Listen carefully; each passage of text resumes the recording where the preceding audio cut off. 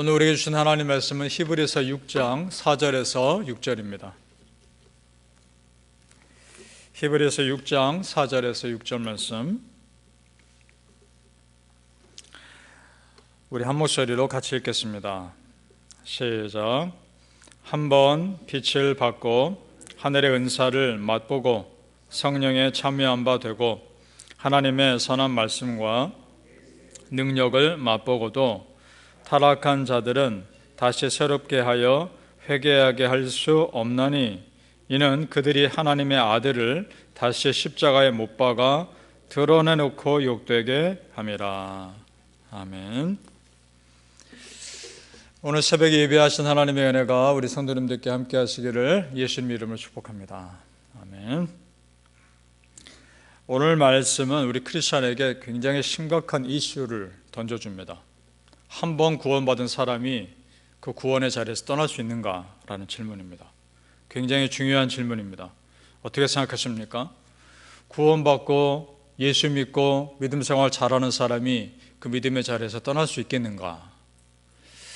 오늘 말씀 내용을 보면 이 말씀에 등장하는 사람이 아주 구체적인 은혜를 받은 사람으로 보입니다. 말씀 구절구절을 보시죠. 빛을 받고라고 되어 있습니다. 빛을 받았다. 은혜의 빛을 받은 겁니다. 신앙 체험한 겁니다. 하늘의 은사를 맛보고 은사도 체험한 겁니다. 그 다음 성령에 참여한 바 되고 성령님의 은혜도 경험한 겁니다. 그 다음 선한 말씀과 내세의 능력을 맛보고도 말씀의 소중함을 알고 예수 그리스도의 재림도 기대했던 겁니다. 그런 사람이었습니다. 그런데도 6절을 보십시오. 자, 6절 중간 부분까지 읽겠습니다. 타락한 자들은 다시 새롭게 하여 회개하게 할 수 없나니 그럼에도 불구하고 타락한 사람이라는 얘기입니다. 은혜를 맛보아 알면서도 타락했다. 이해하기 참 어렵습니다. 자, 여러분, 이런 은혜를 경험했으면 믿음 좋은 사람 아닙니까? 이런 사람이 어떻게 믿음의 자리에서 미끄러질 수 있을까? 더 심각한 것은 그 다음 말입니다. 회개하게 할 수 없나니. 이 사람에게 구원의 기회가 없다는 거 아닙니까? 그러면 구원받은 자를 끝까지 인도하신 하나님의 은혜는 어떻게 된단 말인가? 참 해석하기 어려운 구절입니다. 정말 해석하기 어렵습니다. 그래서 학자들마다 의견이 분분합니다. 어떤 학자는 이렇게 해석합니다. 이 사람이 겉으로는 믿음의 사람으로 보일지 모르지만 실상 그 마음이 세상에 빼앗긴 사람이다. 한마디로 두 마음 가진 사람이다. 그렇게 평가합니다. 야고보서 4장 8절에 이런 말씀이 있습니다. 하나님을 가까이 하라. 그리하면 너희를 가까이 하시리라. 죄인들아 손을 깨끗이 하라. 두 마음 품은 자들아 마음을 성결하게 하라. 아멘. 자, 이 야고보서 말씀에서는 죄인들과 두 마음 품은 자들을 같이 봅니다. 그러면서 마음을 성결하게 하라 라고 말씀합니다. 즉 세상의 마음 두지 말고 하나님께 집중하라 이 말입니다. 그런데 오늘 말씀에 나온 사람은 두 마음을 품었기에 믿음의 자리에서 떨어졌다라고 보는 겁니다. 또 어떤 분이 이렇게 해석합니다. 의도적으로 믿음을 버린 거다. 의도적으로 성령님께 대적한 것이고 하나님께 대적한 것이다. 믿음에서 그렇게 떠난 사람이다. 그걸 어떻게 할 수 있느냐? 6절 말씀에 나와 있지 않느냐라는 겁니다. 중간 부분부터 보십시오. 6절 중간 부분부터. 이는 그들이 하나님의 아들을 다시 십자가에 못 박아 드러내놓고 욕되게 함이라. 다시 십자가에 못 박아 의도적으로 죄의 삶을 선택한 것이고 십자가를 버린 겁니다. 그러니 이런 사람은 절대 회개하지 않을 것이다. 이렇게 해석합니다. 자, 성도님들 생각해 보세요. 사단이 예수님도 공격했습니다. 십자가 사는 그 공적인 삶을 시작하시기 전에 예수님도 공격한 사단이 아무리 지금 믿음 좋은 사람이라고 가만 놔두겠습니까? 똑같이 공격할 수 있다는 겁니다. 어떤 해석이 정확한지는 우리는 알 수는 없습니다. 그러나 오히려 이걸 통해서 우리는 깨달아야 합니다. 그리고 내 스스로 믿음의 도전을 받아야 합니다. 바라기는 성도님들, 하나님 사랑하고 예수님 믿으며 성령님의 다스림을 받는 은혜의 자리에서 결코 떠나지 마시기를 예수님 이름으로 축복합니다. 아멘. 어떻게 믿는다고 하는 사람들이 타락할 수 있을까? 이해하기 어렵지만 반대로요, 지금 예수 믿는 나에게 적용시켜 보면 또 다른 측면에서 이해가 됩니다. 무슨 말씀일까요? 우리 성도님들, 예수님이 나의 구세주라는 것을 거부할 수 있습니까? 안 되지 않습니까? 예수님이 나의 구세주라는 것을 받아들이지 않을 수 있습니까? 안 됩니다. 우리는 그렇게 안 됩니다. 내가 내 삶에서 예수 믿지 않는 삶 상상이 안 됩니다. 내가 믿음에서 떠나 예수님 없는 삶을 산다는 것이 내 삶이 있을 수가 없는 일입니다. 믿습니까? 우리가 정말 믿음의 사람이라면 예수 없이 못 삽니다. 아멘. 그리고 십자가 은혜 없이는 나에게는 아무 의미 없는 것입니다. 믿습니까? 자, 그렇다면 원래 믿음의 자리에서 떨어졌다는 것은 애초에 이 사람은 믿음의 뿌리가 없는 사람인 겁니다. 애초에 믿음에 견고하지 않은 사람입니다. 은사는 체험할 수 있습니다. 잠깐은. 그러나 믿음의 뿌리가 없기에 곧 흔들리는 겁니다. 그래서 오늘 말씀 앞부분에서는 정말 중요한 게 뭔가 그걸 말씀하고 있습니다. 1절, 2절을 보십시오. 우리 같이 읽겠습니다. 히브리서 6장 1절과 2절 같이 읽겠습니다. 시작.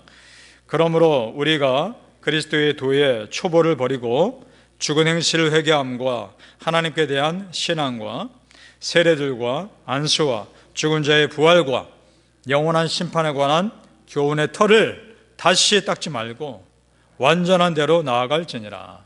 아멘. 자, 이것이 무슨 말씀인가? 그리스도의 도의 초보를 버리고 그 다음에 쭉 다른 기본적인 것들이 나오고 교훈의 털을 다시 닦지 말고, 그러니까 버리지 말고란 말이죠. 다시 닦지 마는 신앙의 기초를 처음부터 다시 쌓는 일이 없도록, 이런 말입니다. 그러니까 기본을 버리지 말라 이 말입니다. 신앙의 기본을 버리지 말라, 거기서 벗어나지 말라. 그 다음 말씀 끝부분에 완전한 대로 나아갈지니라. 신앙의 성숙을 목표로 살아야 한다는 겁니다. 그래야 흔들리지 않는다는 겁니다. 믿습니까? 사랑하는 성도님들, 무슨 일이 있어도 누구 앞에 있어도 결코 여러분 믿음 흔들리지 않을 수 있을 만큼 견고한 믿음과 성숙한 믿음 위에 서시기를 예수님의 이름으로 축복합니다. 아멘. 그것이 가장 기본입니다. 우리 하나님께서 우리에게 원하시는 것도 우리가 끝까지 믿음의 길을 가는 것입니다. 물론 그 과정에서 시험 들 수 있죠. 그래, 시험에서 다시 회복되는 것은 중요합니다. 그러나 더 중요한 것은 무엇일까요? 애초에 시험 들지 않는 겁니다. 처음부터 시험 들지 않는 겁니다. 그러려면 평소의 믿음이 그렇게 중요합니다. 그래도 성도님들, 한 번이라도 더 기도한 사람이, 한 번이라도 더 성경 읽고 한 번이라도 더 예배 자리에 나온 사람이 덜 흔들리는 겁니다. 이것이 은혜의 복원력입니다. 잠깐 흔들릴 수는 있습니다. 그러나 빠른 시간 안에 다시 원래의 믿음의 자리에 돌아갈 수 있는 힘입니다. 평소의 믿음이 결정하는 힘입니다. 따라서 성도님들, 할 수 있는 한 경건의 훈련에 시간을 더 투자하시기를 축복합니다. 아멘. 우리 11절과 12절을 같이 읽어보겠습니다. 그래서 우리 오늘 무슨 말씀을 하시나, 은혜의 복원력을 위해서 우리가 무슨 말씀을 하고 계시나 보죠. 11절과 12절 히브리서 6장 같이 읽겠습니다. 시작. 우리가 간절히 원하는 것은 너희 각 사람이 동일한 부지런함을 나타내어 끝까지 소망의 풍성함에 이르러 게으르지 아니하고 믿음과 오래 참음으로 말미암아 약속들을 기업으로 받은 자들을 본받는 자 되게 하려는 것이니라. 아멘. 자, 두 구절에서 반복되는 표현만 다르지 의미가 같은 말이 나옵니다. 뭡니까? 부지런함을 나타내어 라는 말과 게으르지 아니하고 라는 말입니다. 이것이 무슨 말씀일까요? 우리 믿는 자들이 마땅히 해야 할 일을 하는 것과 마땅히 내가 있어야 할 믿음의 자리에 있는 것이 우리 크리스찬에게는 부지런함입니다. 그러니까 일만 바쁘게 하는 것이 부지런한 것이 아니라 내가 내 믿음 지키는 일에 열심을 내는 것이 우리에겐 부지런한 겁니다. 믿습니까? 부지런하시길 바랍니다. 믿음 지키는 일에 열심을 내시길 바랍니다. 그게 내가 살 길이란 말입니다. 아멘. 물론 믿음은 하나님의 선물입니다. 아멘. 전적인 하나님의 선물입니다. 그런데 그 믿음을 지키는 데는 나의 노력이 필요하다는 겁니다. 지키는 데는. 가만히 있으면 믿음의 제자리가 있는 것이 아닙니다. 가만히 있으면 우리 믿음은 후퇴합니다. 뒤로 물러나게 되어 있습니다. 왜냐? 내 믿음을 무너뜨리는 사단의 공격은 오늘도 계속되기 때문입니다. 가만히 있으면 그 사단의 공격 때문에 내 믿음은 줄어들게 되어 있습니다. 끊임없이 성장하십시오. 끊임없이 믿음의 길을 걸어가십시오. 어제보다 오늘의 믿음이 더 성숙하시기 바랍니다. 오늘보다 내일의 믿음이 더 뜨거우시길 바랍니다. 끊임없이 우리는 자라가야 하는 것입니다. 아멘. 그래서 오늘 11절에 중요한 표현이 나옵니다. 11절에 끝까지라는 말입니다. 끝까지. 그렇습니다. 우리 성도님들, 끝까지 가는 겁니다. 끝까지 믿음의 길 가는 겁니다. 바울 사도가 그래서 이런 믿음의 고백을 합니다. 빌립보서 2장 12절에 그러므로 나의 사랑하는 자들아, 너희가 나 있을 때뿐 아니라 더욱 지금 나 없을 때에도 항상 복종하여 두렵고 떨림으로 너희 구원을 이루라. 아멘. 그렇습니다. 구원은 예수 믿는 자에게 거저 주시는 선물이지만 구원받은 자답게 살아갈 책임은 나에게 있는 것입니다. 믿습니까? 바라기는 성도님들, 하나님 나라 갈 때까지 끝까지 두렵고 떨림으로 여러분의 구원을 이루어 가시기를 예수님 이름으로 축복합니다. 아멘. 기도하겠습니다. 아버지 하나님, 오늘 우리에게 주어진 믿음의 길 걸어갑니다. 내일도 걸어갈 것이고 그 다음 날도 걸어갈 것입니다.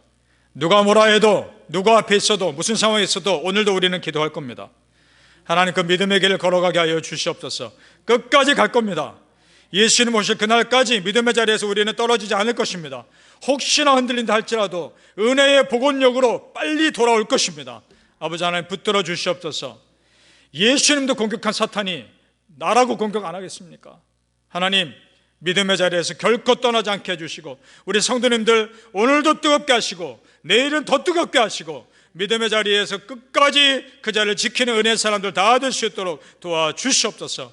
감사하며 예수님 이름으로 기도합니다. 아멘.